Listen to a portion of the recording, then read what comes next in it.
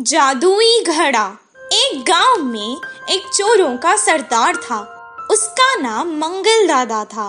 कल मैंने तुम दोनों को 1000 रुपये दिए थे। उन्हें दुगना करने के लिए कहा था। क्या हुआ उन पैसों का?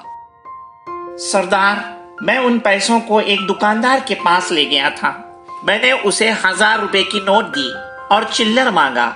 उसने पैसे गिनने के लिए जैसे ही थैली निकाली, मैंने उसकी थैली चुरा ली। उसने थैली खोली और पैसे देखे। अरे बेवकूफ, तूने 1000 रुपये देकर 500 चुराए हैं। तूने तो घाटा कर दिया मेरा। उसने रोनी से पूछा। मैंने एक पैसे वाले सेठ का पर्स चुराया है। जब रोनी ने जेब में पर्स ढूंढने के लिए हाथ डाला, सरदार, पर्स के साथ साथ आपके 1000 रुपए भी चुरा लिए हैं। मुझे लगता है कि वो शायद मेरा ही शिष्य होगा। मैं तुम दोनों को आज फिर एक काम दे रहा हूँ। अगर तुम इसमें नाकाम हो गए तो मैं तुम दोनों को पास नहीं करूंगा, और अगर मैंने पास नहीं किया तो तुम कभी चोर नहीं बन पाओगे। दोनों रोनी और जॉनी उसके सामने हाथ जोड़कर विनती करने लगे कि ऐसा मत करो।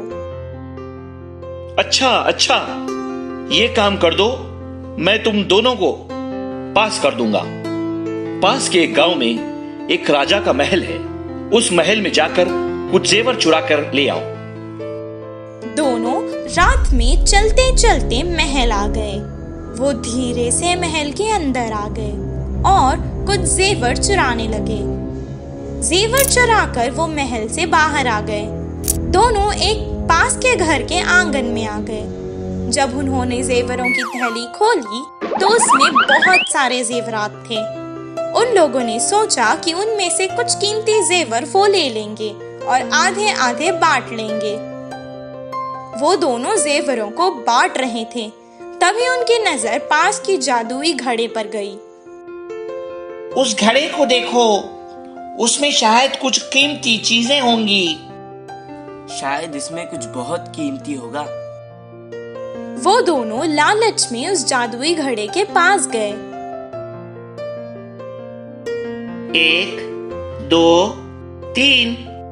जैसे ही उसने घड़ा खोला, उन दोनों पर मारों की बारिश होने लगी।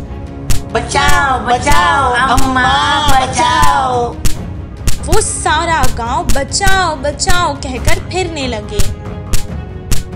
बचाओ बचाओ अम्मा, बचाओ। उस घर की खिड़की में खड़कर वो माँ और बेटे बहुत खुश हुए, क्योंकि उनको ये मारों का अनुभव था। मारों से बचने के लिए वो तुरंत सारे जेवर उसी घर में छोड़कर भाग गए। इस कहानी से हमें ये शिक्षा मिलती है कि बुरों के साथ बुरा ही होता है। मुर्गी के आवाज से शेर का डर। एक घने जंगल में एक शेर रहता था। वो बहुत ताकतवर था।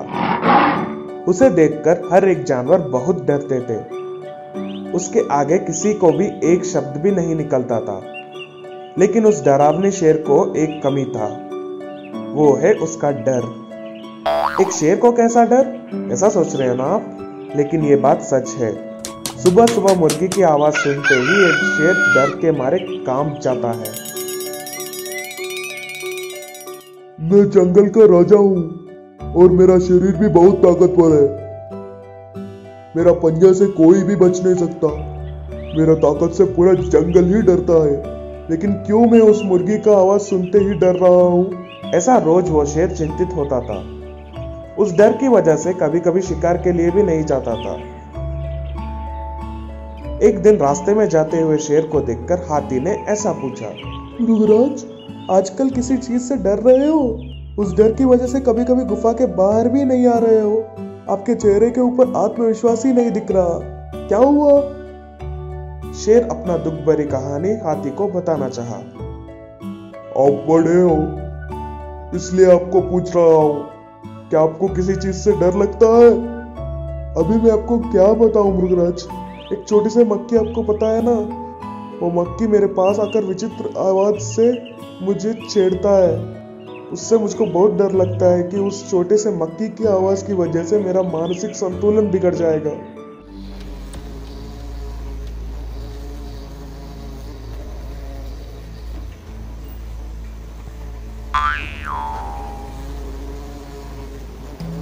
इसलिए मैं हर वक्त अपने खान को हिलाता रहता हूँ। उससे कोई भी मच्छर या मक्खी मेरे पास नहीं आ सकता, और अगर आने से भी मेरे खानों के अंदर नहीं जा सकता। ऐसा उस हाथी ने अपना पूरा कहानी शेर को बताया।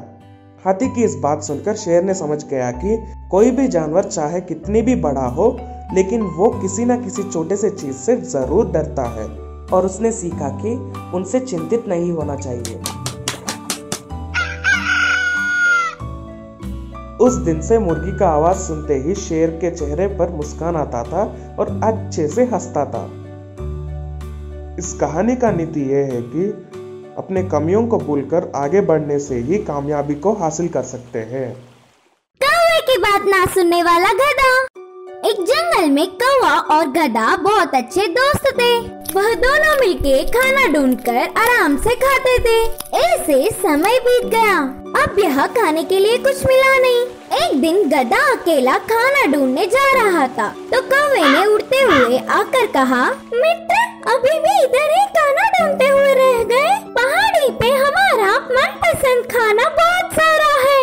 मैं अभी उधर से ही देख के आ रहा हूँ। चलो ऊपर जाके पेट भर खाएंगे। बाप रे बाप, उतनी बड़ी पहाड़ी पर मैं कैसे चढ़ूं? परेशान मत हो, उस पहाड़ी के ऊपर पहुंचने के लिए एक बाजू में मार्ग है। धीरे से चलते हुए आ जाना, मैं दिखाऊंगी। चलो। गधा किसी भी तरह तकते हुए आखिरकार पहाड़ी पर पहुंच गया। बहुत स्वादिष्टमय आहार होने पर कौवा और गधे ने उधर खुशी से खाया। शाम को फिर से पहाड़ी के नीचे उतरने का समय आसन्न हुआ। अब फिर से नीचे आने के लिए पर्वत पूरा घूमते हुए बहुत दूर चलना था। पूरा उतरने के बाद खाई हुई खाना हजम होकर भूख लगने के साथ साथ पैर दुख के थकान होगी। क्यों इतना कष्ट करना? एक छलांग मारूंगा तो ये पर्वत से उतर जाऊंगा ना। गधे ने सोचा। पर्वत के कोने पे खड़े होकर छलांग मारने वाले गधे के प्रयास को कौवे ने जोर से चिल्लाकर रोक लिया। हे मित्र, तुम क्या कर रहे हो? तुम्हें क्या आराम से एक क्षण में उड़ जाओगी? उतनी दूर तक चलना मुझसे नहीं होगा। देखने से लगता है कि मैं एक छलांग में तुमसे पहले ही नीचे पहुंच जाऊंगा। बोल के कौवा कितना भी समझाने पर भी नहीं सुना। जिद्दी गधा भाग गया। पहाड़ी के कोने से नीचे गिर पड़ा। उसके जिद के कारण पैर टूट गए। जोर से रोने लगा।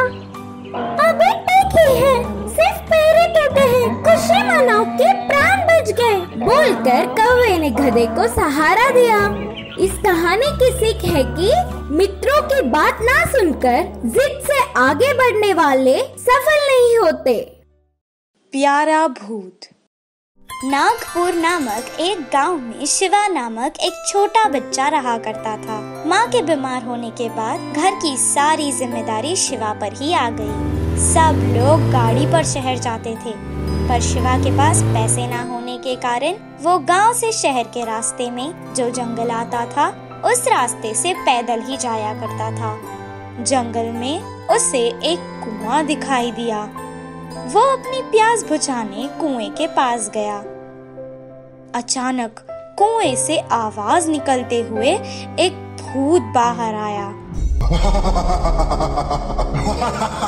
उसे देखकर शिवा बहुत डर गया। तब भूत कहने लगा, ये मेरा घर है, इस कुएं में पानी नहीं, मैं रहता हूँ। ये जानकर कोई यहाँ पर आता जाता नहीं, लेकिन तुम यहाँ पे आ गए। मुझे माफ कर दो, मुझे पता नहीं था कि ये आपका कुआं है।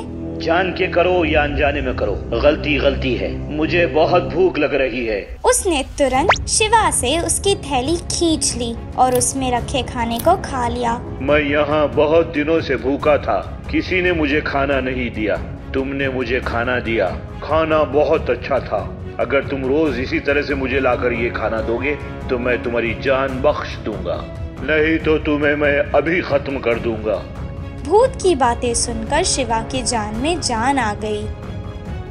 उस दिन से रोज शिवा भूत के लिए खाना लेके आया करता था, पर जो खाना शिवा लाता था उसे वो कभी पसंद आता था तो कभी नहीं, कभी उसका पेट भरता तो कभी नहीं।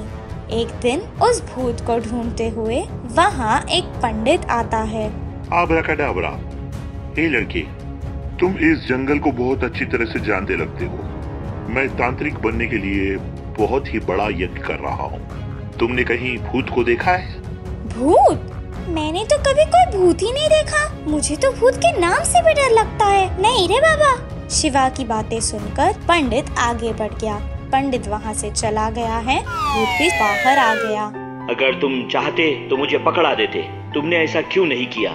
तुमने तो मुझे कोई नुकसान ही नहीं पहुँचाया ना। तुमने तो सिर्फ अपनी भूख मिटाने के तरीके ढूंढे हैं। तुमने हमेशा मुझ पर गुस्सा किया, पर मैंने तो तुम्हें हमेशा अपना दोस्त ही समझा है। तुम बहुत प्यारे भूत हो। शिवा की बातें सुनकर भूत को उस पर बहुत दया आई और जो कुछ भी उसके पास था, इतने दिनों से जो कुछ भी वो जमा कर रहा था, उसने वो सब शिवा को सौंप दिया। उस दिन से वो दोनों बहुत अच्छे दोस्त बन गए और भूत उसे अपने कंधों पर बिठाकर शहर तक छोड़ा करता था। क्योंकि शिवा का दोस्त एक भूत था तो वो किसी को दिखाई नहीं देता था। ये देखकर लोग हैरान रह जाते थे। इस कहानी से हमें ये शिक्षा मिलती है कि जो इंसान हर किसी के अच्छाई के बारे में सोचता है, उसका कभी बुरा नहीं हो सकता।